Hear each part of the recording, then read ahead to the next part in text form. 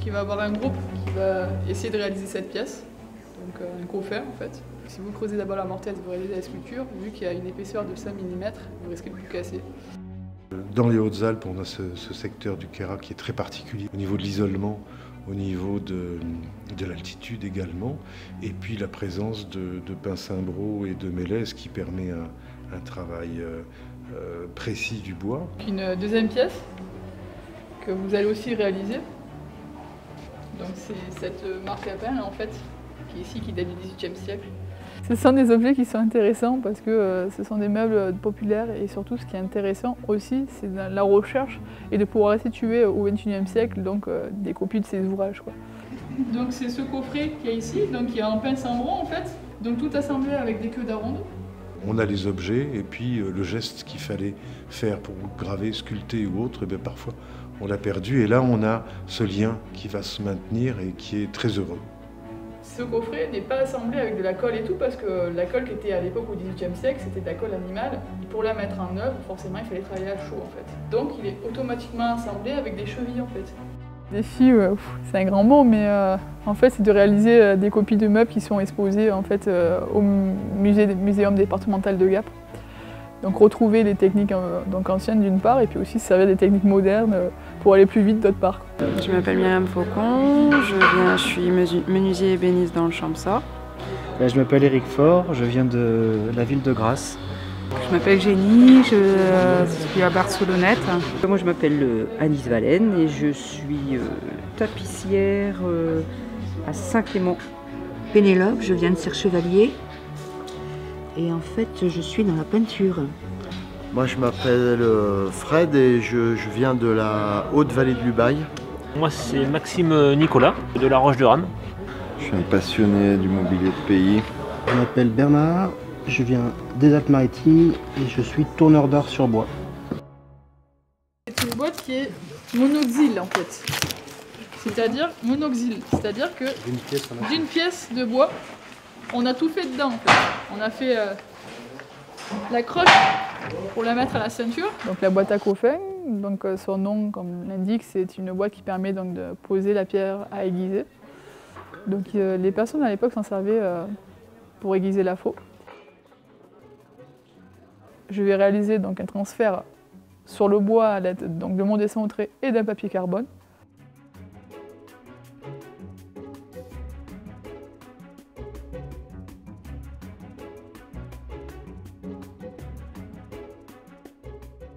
Et après, donc c'est là où c'est intéressant au XXIe siècle, c'est que je peux me servir d'une machine pour aller plus vite, comme la défonceuse, qui va me permettre donc déjà de définir donc un fond assez rapidement, quoi. Et après, là, donc, pour travailler tout ce qui est cintre et tout ce qui est l'ornementation, on va dire, qui est composé de courbes et de contre-courbes, il n'y a aucune machine qui peut le faire, on va dire, puisque c'est petit, on travaille sur une petite surface, et aussi le matériau est fragile. Donc là, on va terminer donc, avec des outils exclusivement manuels, quoi. Donc on va réaliser un découpage vertical pour bien découper l'ornement. Et après, par la suite, on va réaliser la méthode donc, de l'épanelage pour créer les différents niveaux de la sculpture pour terminer au modelage, quoi. C'est-à-dire donner vie à la sculpture. Et on va le faire sur les 3 faces.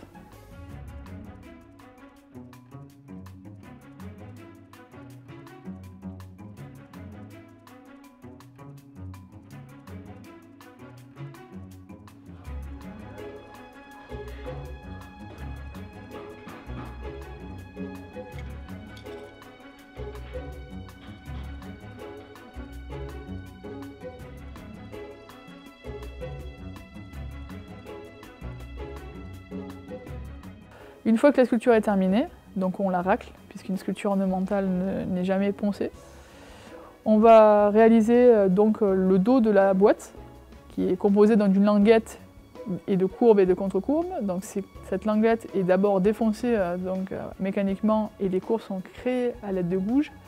Et après, par la suite, une fois qu'on a fait ça, on va aller sur une machine qui permet donc de créer des trous pour créer donc l'emplacement de la pierre à aiguiser. Une fois que nous avons réalisé ça, on termine pour créer la languette donc, de support de maintien de la boîte. On va donc à lasser à ruban pour créer donc l'espace de 4-5 mm par rapport au dos de la boîte. Et après, on ponce le tout, sauf les parties sculptées, pour que l'objet soit fini. Et après, on peut réaliser donc les étapes de finition, c'est-à-dire la mise en teinte et la patine de la boîte, quoi.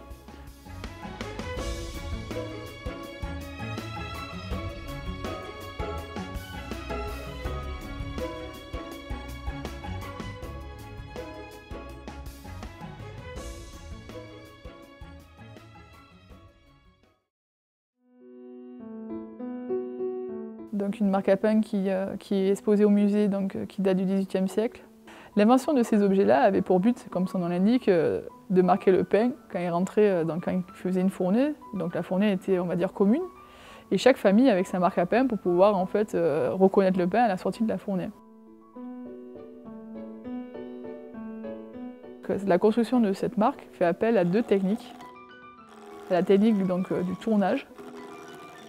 Donc le tour, à l'époque, au XVIIIe siècle, ils n'avaient pas des tours comme nous avons maintenant, on va dire, électriques, quoi.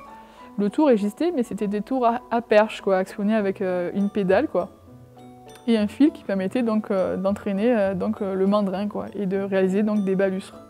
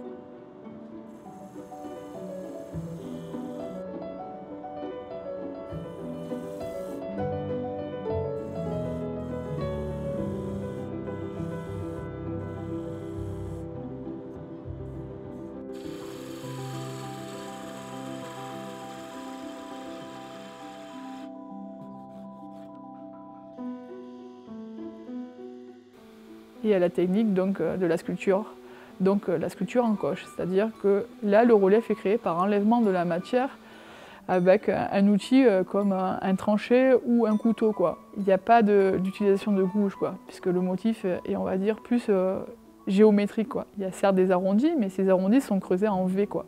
Donc on peut se servir d'un couteau avec une lame affûtée, donc vraiment très très aiguë, quoi.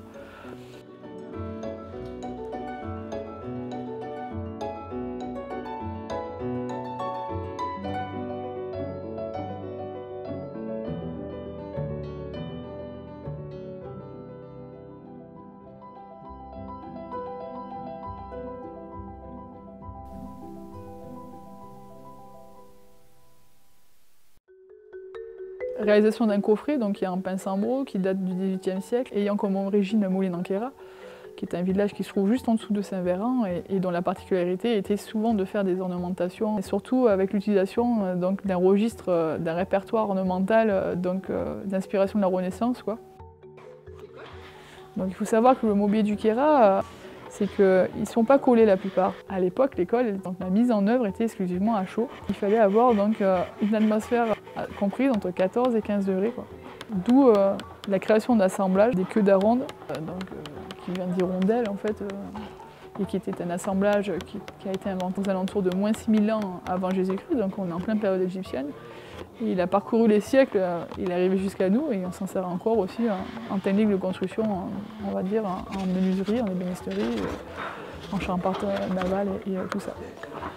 Donc c'est une technique qui n'a pas disparu, bien au contraire, et qui est encore employée. Et le fond, c'est-à-dire qui est rapporté sur les côtés, qui sont rainurés, est réalisé, donc, est composé d'une feuillure. Dans le cas de ce coffret, la sculpture est présente que sur la façade en fait, du meuble. Donc ce sont 2 feuilles qui sont stylisées en fait, avec une rosace sur le milieu.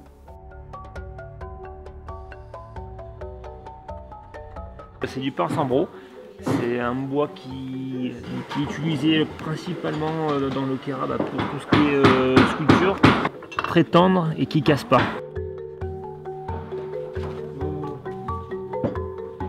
Donc, ce qui est assez intéressant, c'est de réaliser donc, ce type de bois, c'est de voir en fait, la technique de construction de l'ornementation donc Renaissance, quoi.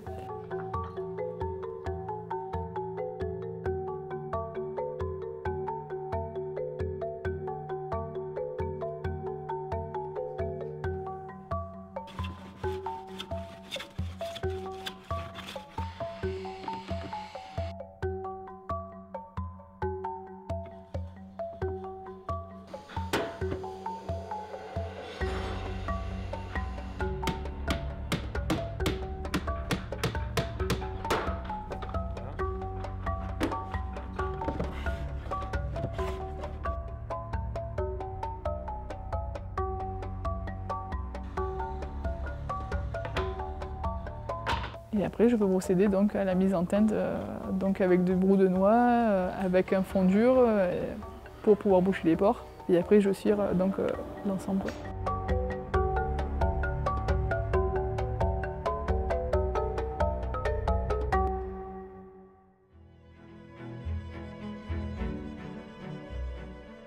La pièce qui est réalisée, c'est un coffre en fait, qui est en mélèze. Et on s'aperçoit qu'en fait les sections sont complètement différentes. Pourquoi il y a une différence au niveau des sections, des bois, des pièces, et pourquoi c'est déséquilibré parfois? C'est parce qu'ils prenaient des matériaux qu'ils avaient sur place, quoi. C'était pas des menuisiers, donc ils faisaient comme ils pouvaient en fait. Donc c'était des gens qui travaillaient la terre. Donc pendant 9 mois d'hiver, il fallait bien s'occuper et ils travaillaient. Bon, la plupart des familles étaient équipées dans leur foyer d'un établi de menuisier et des outils de courroyage, quoi. Et le bois aussi, vu les déplacements qui étaient, on va dire, restreints l'hiver, puisqu'il neigeait énormément, ils ne pouvaient pas descendre rapidement tout le temps, quoi. Donc ils stockaient du bois au sein de leur maison et le bois était cher, quoi. Donc il fallait faire le moins de pertes possible, quoi. Une fois que nous avons réalisé les assemblages, on va monter le coffre à blanc, c'est-à-dire sans cheville, sans rien du tout, et on va vérifier, on va contrôler si tout est correct par rapport au plan, s'il n'y a pas de soucis, si tout rentre et tout ça. Les sculptures, elles sont faites tracées au compas, et puis après réalisées au couteau, il n'y a pas de traçage préalable fait sur feuille, quoi.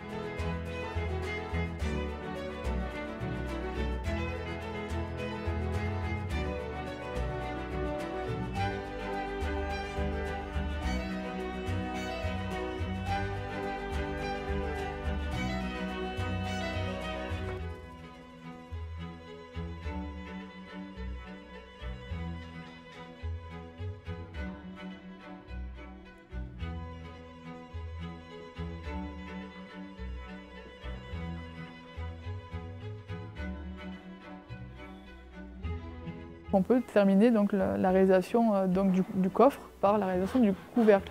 Il n'est pas en monoxyde parce qu'on ne peut pas avoir des largeurs importantes. Donc on va réaliser le couvercle avec 2 morceaux de bois assemblés avec une rainure. Voilà.